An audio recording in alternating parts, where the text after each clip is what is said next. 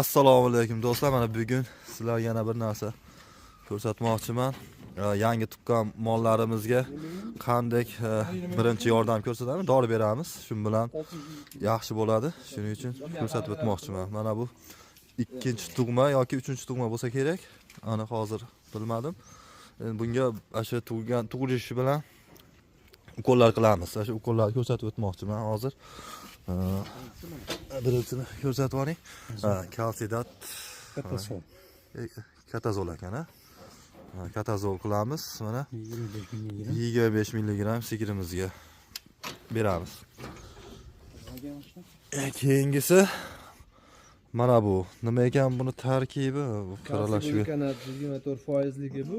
Ha, kalsiy o'rindosh hisoblanadi. Asosan kalsikat beriladi. Kalsikat hozir 5 ta'lim qilingan, lekin kelmayapti. Shuncha o'rniga bu 24%li kalsiy gulkanat qilinyapti. Ha, bundan necha millilitr edi? Haligidan 150 beriladigan bo'lsa, bundan 300 mg. 300 mg hozir mana shu bu Unterhauptida ter ostiga beradi. Ha, bu ter ostiga, muskulga mana bu katazol edi. Ha, katazol muskulga edi. Keyingimiz mana nima katazolmi? Ha. Keyingimiz bitta pachkasini beringda. Poska bol beramiz, ha? Ikkitadan bolus deb qo'yamiz. Mana bu. Bu ham juda muhim narsa. Shu uchala tabletkani beramiz. Shu bilan haligi sigirni tuqqandan keyin haligi kalsiy yetishmovchiligidan o'zini tashlab yuborishi mumkin-da. Haligi shuning uchun shuni oldini olish uchun mana shu 3 ta dorilarni qilamiz. Oldin vitamin ham qo'shib qo'yasiz, endi hozir vitaminni bermay qo'ydik. Zaman ko'rsatib qo'yadi. Mana akamiz spesnas mana bunaqangi holatda.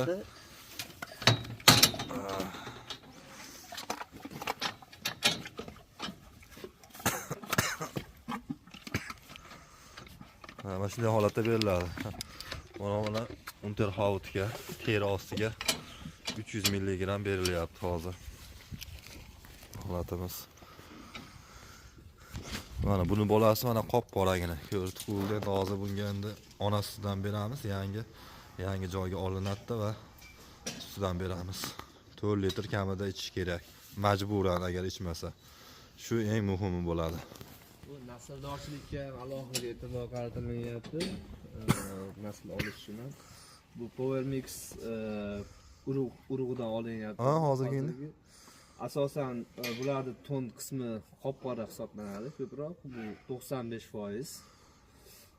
Ba'zi holatlarda keyin onaga tortish hisobiga oq allash bo'ladi. Aha. Sut masldorligini yoki o'sha naslni yangilash uchun o'sha urug' alashtirib qo'yiladi. Xo'jalikda hozir asosan e'tibor nimaga generatsiyaga qaratilyapti. Avlodga hozir eski avlodlarimizdan deyarli katta mollardan 4-chi 3 yoki 4 ta tuqqanlar deyarli qolmadi. 6 ta, 7 ta yo 8 tacha qoldi. 400 tacha sog'im moldan. Qolgan hammasi ikkinchi tug'ma, uchinchi tug'maga o'tdik. Katta sigirlar shularda almashtirib olinyapti endi yoshlariga.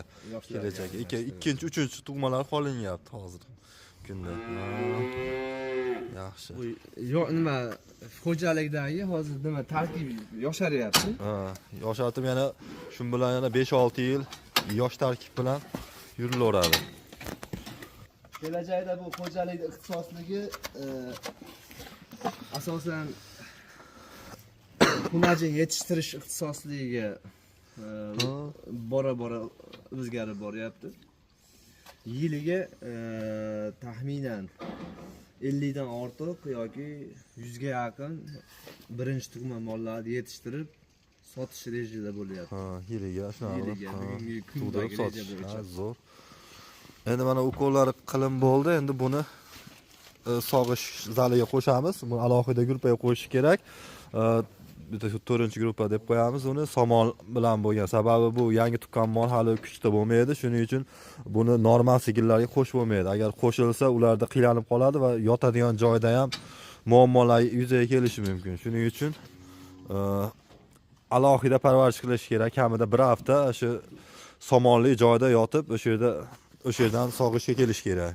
Bo'lmasa gruppa sog'lom mollarni ichiga qo'shib yuborilsa, muammo kelib chiqishi yuzaga keladi.